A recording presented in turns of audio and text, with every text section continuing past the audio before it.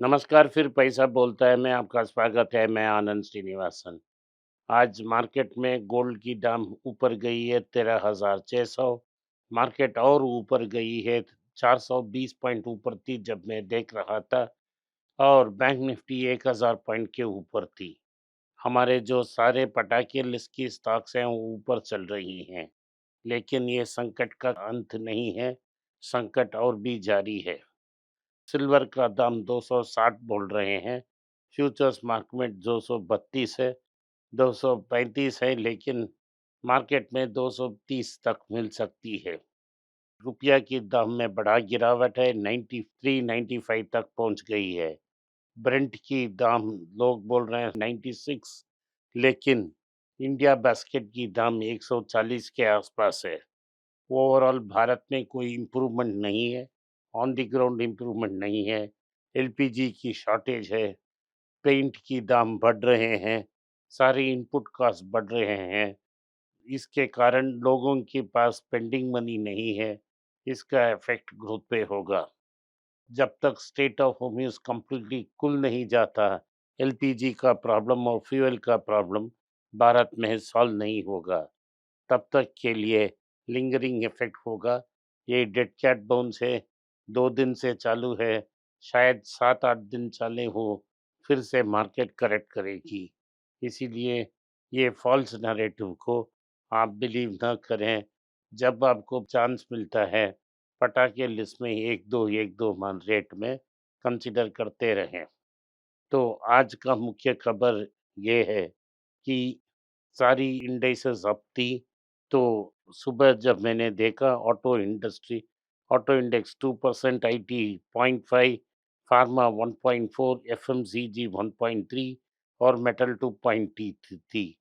सुबह हमारा पटाखे लिस्ट में South Indian Bank 6.5%, Karnataka bank 5.2%, Manappuram 5.1, Kalyan jewellers 4.2, Muthoot finance 4.1, IndusInd 3, Natco pharma 3.3, federal bank 2, Tata motor passenger 2.6, Titan 2.5, सारी की सारी ऊपर थी।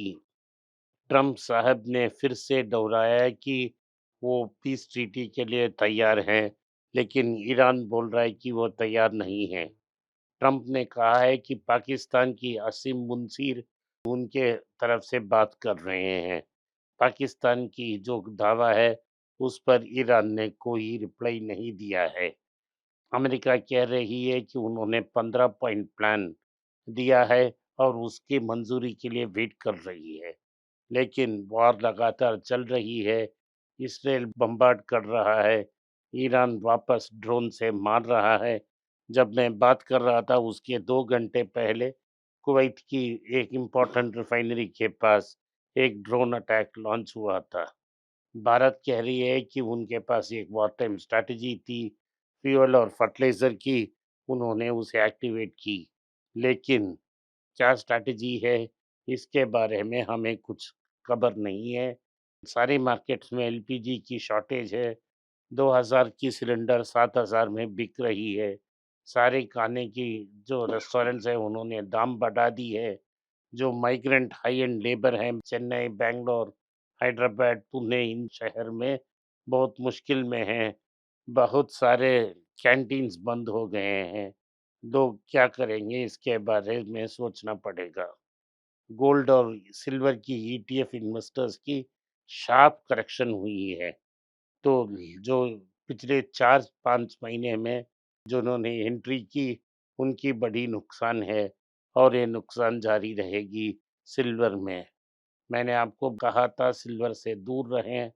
और गोल्ड में मेरा एडवाइस ये है कि गिरावट होगी, इधर से भी गिरावट आ सकती है। जब तक युद्ध चल रहा है क्रूड का दाम बढ़ेगा। जब तक क्रूड का दाम बढ़ रहा है इसमें प्रेशर बढ़ता जाएगा। रियल एक्सचेंज रेट इसे 6 करेंसी बास्केट से कंपेयर करते हैं। रुपी RER 12 साल की लो में है और वीक हो सकती है। इससे भारत की ग्रोथ भी अफेक्ट हो सकती है। ये 3 साल की लो हो सकती है और ग्रोथ 6% के नीचे जा सकती है। अगर हमने पीटरसन इफेक्ट को देखा है तो लगभग 3% तक ग्रोथ मिल सकता है। एक्चुअल ग्रोथ 3% तक हो सकता है। तो डिमांड का डिस्ट्रक्शन भी हो रहा है, उसी समय कॉस्ट भी बढ़ रही है। तो रुपया 100 की तरफ बढ़ रही है। लेकिन लोग कह रहे हैं कि आईपीओ मार्केट्स सक्षम है और म्यूचुअल फंड्स लगातार पैसा डालेंगे। क्या आप इसमें बेवकूफ़ बनना चाहते हैं? यही आपकी डिसीजन है। आपकी म्यूचुअल फंड की पैसा के बिना ये संभव नहीं है। स्मॉल कैप में लिक्विडिटी रिस्क बहुत ज़्यादा हो गया है। एग्ज़िट टाइम बहुत ज़्यादा है, 87 डेज़ है, क्योंकि सारे म्यूचुअल फंड्स एक ही कंपनी में डाले हैं। अगर उन्होंने शेयर बेचना शुरू किया, तो ये प्राइस बहुत ज़्यादा गिर जाएगी। ज़ीरोधा ने कहा है कि उनकी एफ&ओ की रेट में फीस को वो डबल कर रहे हैं, क्योंकि रूल्स टाइट हो गए हैं, ट्रेडिंग कॉस्ट बहुत ज़्यादा हो गए हैं, रेगुलेटरी चेंजेस बहुत ज़्यादा हो गए हैं, रिटेल पार्टिसिपेशन कम हो रही है और डेरिवेटिव मार्केट्स बहुत इम्पैक्ट हो गई है। ये सब रिटेल इन्वेस्टर के लिए अच्छी खबर है। रिटेल इन्वेस्टर के लिए जो डेरिवेटिव्स का कॉन्ट्रैक्ट है, वो वेपन्स ऑफ मास डिस्ट्रक्शन है, उसे कंप्लीटली अवॉइड करना चाहिए। कि ज़ीरोधा ने रेट डबल की, तो ग्रो और एंजल उसे फॉलो करेंगे। ये बेहतरीन अच्छा न्यूज़ है। परचेसिंग मैनेजर इंडेक्स वो 3 साल लो तक आ गई है। मार्जिन्स वीक हो रही है, ऑर्डर स्लो हो रहे हैं और इनपुट कॉस्ट बढ़ रही हैं। कॉर्पोरेट अर्निंग्स में प्रेशर होगा, इकोनॉमिक ग्रोथ भी कम हो जाएगा। आरबीआई ने रेट कट की, लेकिन वो रेट कट की ट्रांसमिशन मार्केट में नहीं चल रही है। लोग डिपॉजिट्स डालने के लिए तैयार नहीं हैं, तो डिपॉजिट रेट्स ज़्यादा मांग रहे हैं। इससे ट्रांसमिशन कट रहा है और actual rate in the market कम नहीं हो रही है। तो गोल्डमैन सैक्स ने इंडिया की ग्रोथ फोरकास्ट को 5.9 तक कट कर ली है और अगर इसे 2% काट लेंगे सो 3.9। रॉसन सॉफ्ट की नया रिफाइनरी को शट डाउन की है, क्योंकि उनको इनफ रशियन क्रूड मिल नहीं रहा है। 8% उन्होंने रिफाइनिंग कैपेसिटी को कम की है। मैंने पहले ही कहा था कि नायरा और रिलायंस को 6 महीने के लिए नेशनलाइज करने से भारत का सारा प्रॉब्लम खत्म हो सकता है। टाइटन का जो गल्फ में एक्सपेंशन था, वो डिले हो गया है, डिमांड वीकन हो चुकी है, क्योंकि वहाँ युद्ध चल रहा है। हमारा पटाके लिस्ट में फेवरेट कंपनी नैटको का रिस्ट्रक्चरिंग हुआ है। उन्होंने ऑस्ट्रेलिया में एक कंपनी को बंद की है, नाइजीरिया में एक नया कंपनी खुला है और उन्होंने ये भी कहा किया है कि जो उनके एग्रोकेमिकल्स थी, उनको सेपरेट कंपनी में डीमर्ज कर दी और हर शेयर होल्डर को एक शेयर ऑफ नैटको फार्मा से एक कंपनी मिल सकती है। बर्जर पेंट्स के लिए प्राइस हाइक हो गया 10%। कॉस्ट सर्ज की रूप से सारी जो पेंट कंपनीज हैं, ये सब रेट को इंक्रीज करेंगे, डिमांड कम हो जाएगा, ये मार्केट को अफेक्ट हो करेगी। टाटा स्टील के लिए अच्छी खबर है, स्टील प्राइसेस 23% इंक्रीज हुई हैं कॉस्ट प्रेशर के कारण। पैरासिटामोल का जो एपीआई प्राइस है, वो 120% सर्ज हो गया है। सारी पैरासिटामोल की कॉस्ट बढ़ेगी, ऑटोमेटिकली डोलो 650 की कॉस्ट भी बढ़ेगी। मारुति ने 10,179 करोड़ लगा के गुजरात में एक नया प्लांट कर रही है।